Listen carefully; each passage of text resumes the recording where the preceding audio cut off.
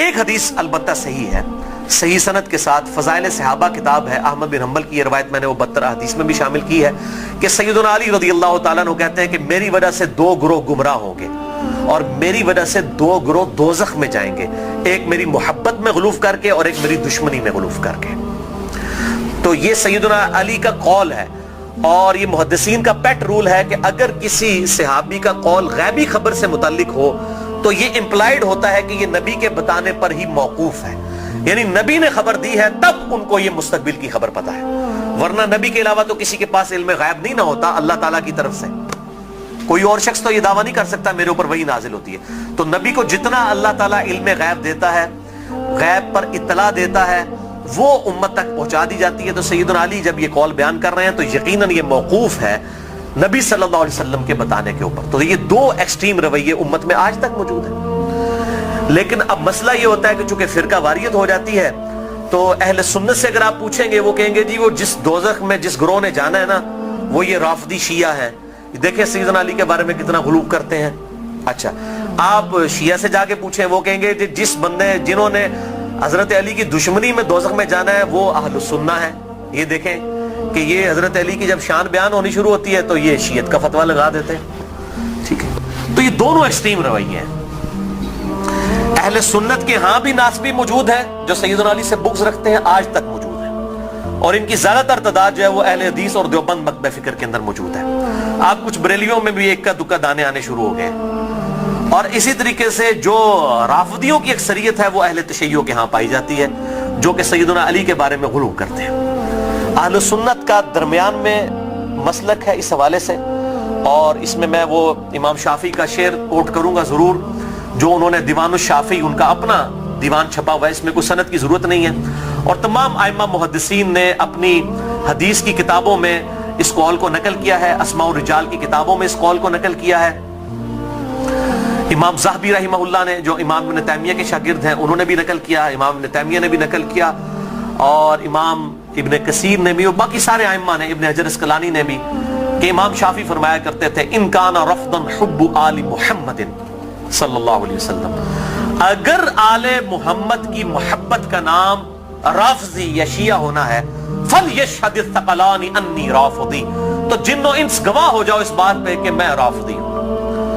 کہ اگر سیدنا علی سے محبت کا نام شیعہ ہونا ہے اور تم مجھے بلیم کرتے ہو کہ میں علی سے محبت کیوں کرتا ہوں، آل محبت سے محبت کیوں کرتا ہوں، اس کی بنیاد پہ تم مجھے شیعہ کہتے ہو، تو گواہ ہو جاؤ میں شیعہ ہوں۔ اور میں نے اس میں پھر ایڈ کیا ہے کہ اگر آج امام شافعی زندہ ہوتے تو میں کہتا کہ شیخ صاحب آپ میرے بھی کچھ اشعار اس میں ایڈ کر لیں۔ آپ نے تو کہا نا کہ اگر اہل بیت کی محبت کا نام رافضی یا شیعہ ہونا ہے تو میں ہوں رافضی، تو میں یہ کہتا ہوں کہ اگر نبی صلی اللہ علیہ وسلم کی محبت کا نام اگر وہ غلوف کے درجے میں نہ ہو، بریلوی ہونا ہے تو میں بریلوی ہوں۔ اگر صحابہ کرام سے عقیدت کا نام اگر غلوف کے درجے میں نہ ہو، یہ شرط ہے، ادھر بھی معصومیت نہ کلیم کر دی جائے دیوبند کی طرح، اگر اس کا نام دیوبندی ہونا ہے تو میں دیوبندی ہوں۔ اور اگر کتاب و سنت کے منہج کو اور اجماع کو حجت مانتے ہوئے فائنل اتھارٹی ماننا اور اس کے مقابلے پر کسی کی بات کو حجت نہ سمجھنا اہل حدیث ہونا ہے تو میں اہل حدیث ہوں۔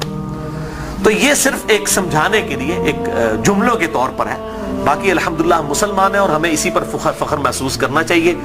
اللہ تعالیٰ نے ہمیں مسلم پیدا فرمایا ہے، وَسَمَّاكُمُ الْمُسْلِمِينَ، اس نے نام بھی ہمارا مسلمان رکھا ہے، ہمیں اسی پہ فخر محسوس کرنا چاہیے۔ باقی جو یہ فکر کی بات ہوتی ہے، اگر اصحاب الحدیث یا اہل السنہ کی فکر محدثین نے استعمال کی تو یہ فکر کے طور پر تھا، کبھی یہ مسجدوں کے باہر اس طریقے سے تفریق نہیں کی جاتی تھی جس طرح آج کل ہو چکی ہے، اور آج کل بھی ہر جگہ نہیں ہے۔ پورے سعودیہ میں اس طرح کی تفریق نہیں ہے کہ مسجد کے باہر آپ کو اس طرح کی چیزیں ملیں، یا ملیشیا کے اندر جن ملکوں کے اندر تھوڑی ہوش آئی ہے تو ان چیزوں سے چیزیں پاک ہیں۔ اور ایون ہمارے جو یورپ اور امریکہ کے اندر اگرچہ فرقوں کے نام پہ مسجدیں بنی ہیں لیکن کم از کم وہاں پہ اتنی ٹالرنس ہے کہ لوگ تمام کے تمام لوگ ایک جگہ پہ نماز پڑھتے ہیں، ایک دوسرے کے پیچھے نماز پڑھ لیتے ہیں۔ یہ یہاں پر لعنت ہے انڈیا، پاکستان اور بنگلہ دیش کے گندے کلچر کے اندر کہ یہاں پر لوگ جو ہے وہ مطلب اس طرح فرقوں میں بٹے ہوئے ہیں کہ ایک دوسرے کے پیچھے نماز بھی نہیں پڑھتے۔ آج بھی مجھے ایک بھائی کا فون آیا، اکثر لوگ سوال کر رہے ہوتے ہیں فلاں کے پیچھے نماز ہو جاتی، فلاں کے پیچھے نماز ہو جاتی، میں ان کو ایک ہی جملہ بولتا ہوں کہ میرے بھائی جس کو آپ کافر نہیں کہہ رہے نا اس کے پیچھے نماز ہو جاتی ہے۔ آپ نے اگر یہ اناؤنسمنٹ کرنی ہے کہ اس کے پیچھے نماز نہیں ہوتی تو اس کو پہلے کافر ڈکلیئر کریں گے۔ اگر آپ میں یہ جرت نہیں ہے نا، آپ مسلمانوں سے سمجھ رہے ہیں نا، अहलुल बिदा समझ रहे हैं, कलमा को मुशरिक समझ रहे हैं, कुछ भी समझ रहे हैं, काफिर कहने की आपको जुर्रत नहीं है ना, तो समझ ले कि वो मुसलमान है। अब वो मुसलमान है, वो अहले बिदत में से भी हो सकता है, कलमा को मुशरिक भी हो सकता है, ठीक है, कुछ भी हो सकता है, जब तक वो काफिर नहीं है उसके पीछे नमाज दुरुस्त है। ये है बिल्कुल मोटा सा फार्मूला। और अगर आप समझते हैं कि इस तरीके से लोगों को इस्लाम से बाहर निकालना है, तो मेरे भाई फिर ठीक है, आप सऊदीया वालों को भी एप्लीकेशन दें कि अहले हदीस एप्लीकेशन दे दें कि जी बरेलवी मुशरिक हैं, जो बंदी भी चूंकि तकलीद करते हैं वो भी मुशरिक हैं, शिया भी मुशरिक हैं, लिहाजा जो है चूंकि हरम के अंदर जो है वो मुशरिकीन का दाखिला ममनू है, लिहाजा सवाए अहले हदीस के किसी को हज करने की इजाजत ना दी जाए। एप्लीकेशन दें, और अगर वो आपकी एप्लीकेशन कबूल ना करें तो फिर आप वही फतवा लगाएं कि अगर वो नहीं कबूल कर रहे तो वो भी मुशरिक, जो हरम में आने दे रहा है मुशरिक को वो भी मुशरिक, और इमाम काबा जो उनकी लीडरशिप कर रहा है और इसके खिलाफ बोल नहीं रहा वो भी मुशरिक। फिर तो भाई मेरे फार्मूले आप लगाने शुरू कर दें। असल में सबको ये बात पता है, ये तकरीरों में जोश में आके किताबों में इस तरीके से जोश में चीजें लिख देते हैं, पता इनको भी है कि इस्लाम से नहीं निकाला जा सकता। जिनको इस्लाम से निकालना था ना, उम्मत ने इत्तेफाक करके उनको इस्लाम से निकाल दिया है, वो है कादियानी, उनके बारे में सब ने इत्तेफाक किया हुआ है। अगर कोई कादियानियों के अलावा किसी मुसलमान के फिरके को जो इंडिया पाकिस्तान बांग्लादेश में पाया जाता है काफिर समझता है, तो भाई एप्लीकेशन पुट करे, आप देखें जरा फिर के साथ होती क्या है। अहले हदीस के खिलाफ पुट करेंगे ना, वो सारों के बाबों का चट्टा बट्टा खोल देंगे। आप बरेलवियों के खिलाफ पुट करेंगे, बरेलवी अहले हदीस देवबंद शिया के बाबों का चट्टा बट्टा खोल देंगे। शिया के खिलाफ पुट करेंगे ना, वो इनके सारे बाबों को नंगा कर देंगे।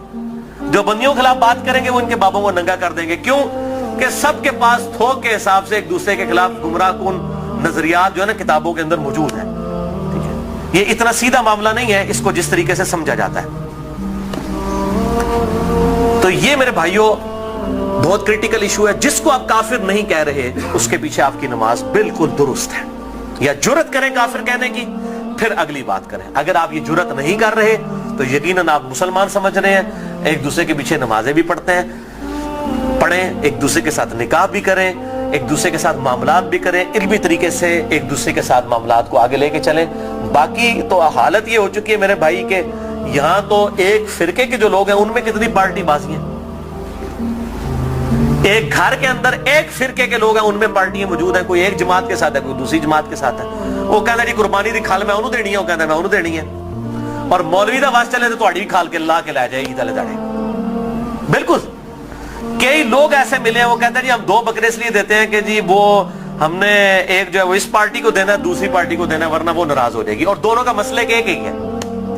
और इसके अलावा सियासी बुनियाद पर जो डिवीजन हुई है वो अलग से है। तो डिवीजन तो बहुत ज्यादा है। और फिर कहते हैं जी वो हम आपस में एक दूसरे को गुमराह तो नहीं समझते, गुमराह नहीं समझते। तो मेरे भाई एक दूसरे का इस लेवल तक आप रद्द करते हैं कि मस्जिदें छीन लेते हैं एक दूसरे से। अगर गुमराह समझ रहे तो तभी मस्जिद छीनते हैं ना। मस्जिद क्यों छीनी जाती है कि मेरे वाले करें? तो या सीधा सीधा पब्लिक को बताएं कि ये मस्जिद जो है ये हमारे चंदे बटोरने के अड्डे हैं। तो चूंकि इधर से हमने चंदे बटोरने होते हैं, आपकी चमड़ियां उतारनी होती हैं, इसलिए हम मस्जिदें आपसे छीन रहे होते हैं। तो बताएं पब्लिक को, यही बात हो सकती है ना। तो या फिर अगर ये नहीं कह रहे तो आप ज़ाहिर है दूसरों को गुमराह समझ रहे हैं। गन पॉइंट के ऊपर एक दूसरे की मस्जिदें छीनते हैं, लड़ाइयां करते हैं, और फिर कहते हैं जी हम एक ही हैं। कोई एक नहीं होते मेरे भाई। देवबंद का ममाती गिरोह, हयाती गिरोह, इतने एक्सट्रीम इख्तलाफात हैं आप सोच भी नहीं सकते। बरेलवियों के अंदर आप आ जाएं, दावत इस्लामी को देख लें और डॉक्टर तैयब कादरी साहब और सैफियों की पार्टी जमीन के आसमान की इख्तलाफात है। अहले हदीस के अंदर आप आ जाएं, वहां पे जमात दावा को देख लें, जमीयत अहले हदीस को देख लें, जमीन आसमान की इख्तलाफात है। मैं तो मतलब जिन्होंने कहते ना कि पंजाबी मुहावरत दाइयां को नहीं ढिड छुपे होते, मैं तो सारे नाल रहा, मुझे तो पता है इनकी सबकी क्या सूरत हाल है। चंदों की बुनियाद के ऊपर लड़ाइयां होती हैं और बाज़ औक़ात जो है वो असला तक निकाल लिया जाता है, मस्जिदों के ऊपर कब्जा कर लिया जाता है, मस्जिदें बंद हो जाती हैं। हमारे खुद इस्लामाबाद में एक अहले हदीस की मस्जिद 1 साल तक बंद रही है, सिर्फ 2 पार्टियों के झगड़े की वजह से। और फिर अल्टीमेटली जो है वो बड़ी मुश्किल के साथ इशू जो है वो रिजॉल्व हुआ। और इस हद तक हो गई कि इमाम मस्जिद को धमकी लगाई जाती थी, अगर तूने उधर जाके इमामत कराई ना तो तेरी लता बांध देंगे, इस लेवल तक। और उस मस्जिद के दाएं तरफ एक पार्टी ने खैमा लगाया, बाईं तरफ एक पार्टी ने खैमा लगाया, दोनों जो है वो नमाजें पढ़ा रहे हैं और दोनों ने अब स्पीकर लगाए हुए हैं और एक दूसरे की तरफ रुख किए हुए, नमाजी अंदर 4-5 ने। ये हालत है मौलवियों की। तो मैं ये समझता हूं कि इस्लाम के खिलाफ सबसे बड़ी साजिश जो है ना ये उलमा है। और ये बात मेरी बुरी ना मानिएगा, सूरह अल-अराफ के अंदर अल्लाह ताला ने आयत नंबर 175 آنورڈ اگر آپ پڑھنا شروع کریں گے تو اللہ تبارک و تعالی نے علماء سو کی مثال جو ہے کتے کی سی دی ہے۔ اللہ فرماتا ہے یہ جو علماء، بلعام بن باورا ایک بہت بڑا عالم تھا یہودی، اس کی مثال اللہ تعالیٰ نے دی ہے کہ اس کی مثال کتے کی سی ہے کہ اس کو کوئی چیز ملتی ہے تب بھی یہ زبان ہانپتا رہتا ہے، نہ ملے تب بھی ہانپتا رہتا ہے کہ وہ لالچی ہے نا، یعنی کتے کا کام یہ ہے کہ وہ لالچ میں زبان باہر نکال کے رکھے، چاہے پیٹ بھرا ہوا ہو یا نہ ہو۔ علماء کی مثال اللہ تعالیٰ نے کتے کی دی ہے قرآن۔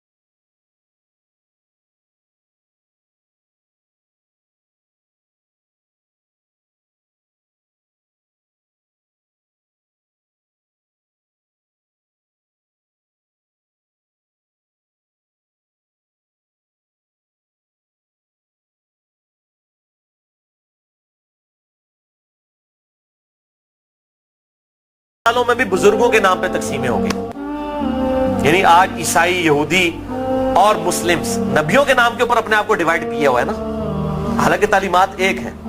اور ہم کیوں اپنے آپ کو بہتر سمجھتے ہیں؟ ہم کسی نبی کا ڈینائی نہیں کرتے، لا نفرق بین احد من رسلی، ہم ایمان لانے میں کسی نبی میں فرق نہیں کرتے۔ لیکن یہودیوں کو دیکھیں، حضرت عیسیٰ کا انکار کرتے ہیں، محمد رسول اللہ کا انکار کرتے ہیں صلی اللہ علیہ وسلم۔ عیسائیوں کو دیکھیں، حضرت موسیٰ کو بھی مان رہے ہیں، حضرت عیسیٰ کو بھی مان رہے ہیں، ہمارے نبی کا انکار کر رہے ہیں۔ تو انہوں نے اپنی پگڈنڈی الگ کر لی ہے۔ اور ہمیں کیا تعلیم دی گئی کہ ہم عیسیٰ علیہ السلام کو بھی ویسا ہی پیغمبر مانتے ہیں جس طرح کہ اپنے محبوب صلی اللہ علیہ وسلم کو مانتے ہیں۔ ہمارے نزدیک نبی صلی اللہ علیہ وسلم کا انکار کرنے والا بھی ویسے ہی کافر ہے جس طرح کسی ایک پیغمبر کا انکار کرنے والا کافر ہے، سیم۔ یہ اللہ تعالیٰ نے، لیکن پھر امت کے اندر کیا ہوا؟ نبی صلی اللہ علیہ وسلم تو چلے گئے، اور آپ صلی اللہ علیہ وسلم کے بعد وقت جب گزرتا گیا، لوگوں نے اپنے بزرگوں، بابوں کے نام کے اوپر فرقے کھڑے کرنا شروع کر دی۔ اس میں بزرگوں کا قصور نہیں تھا، یعنی امام حنیفہ، امام شافعی، امام احمد بن حنبل، امام مالک رحمہم اللہ اجمعین علیہم السلام رضی اللہ عنہم اجمعین، ان کا کوئی قصور نہیں ہے۔ انہوں نے کہیں نہیں کہا کہ ہمارے ناموں کے اوپر آپ فرقے بنائیں، اپنے ہمارے ناموں کے اوپر چیزوں کو ڈیوائیڈ کر دیں۔ ان کی کہیں یہ تعلیمات نہیں تھی۔ ان کی تعلیمات تو یہ تھیں کہ اللہ اور اس کے محبوب صلی اللہ علیہ وسلم کو فالو کیا جائے، اللہ اور اس کے محبوب صلی اللہ علیہ وسلم کی تعلیمات کو لے کر چلا جائے۔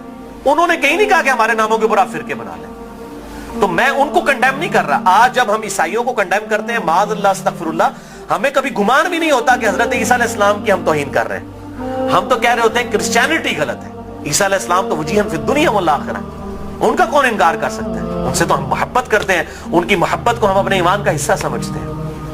لیکن ان بزرگوں کے نام کے اوپر فرقے بننا شروع ہوئے، پھر آگے چلتا رہا کام یہاں تک پہنچا کہ اب آپ دیکھیں کہ اس حالت تک بگاڑ آ چکا ہے کہ انڈیا پاکستان کے اندر ایک امام حنیفہ رحمہ اللہ کے نام پہ فرقہ بنانے والے لوگوں کی اپنی حالت یہ ہوگی ہے، انہوں نے اپنے ادھر جو 14ویں صدی کے دو بابے تھے ان کے نام کے اوپر فرقے بنا لیے، بریلوی اور دیوبندی،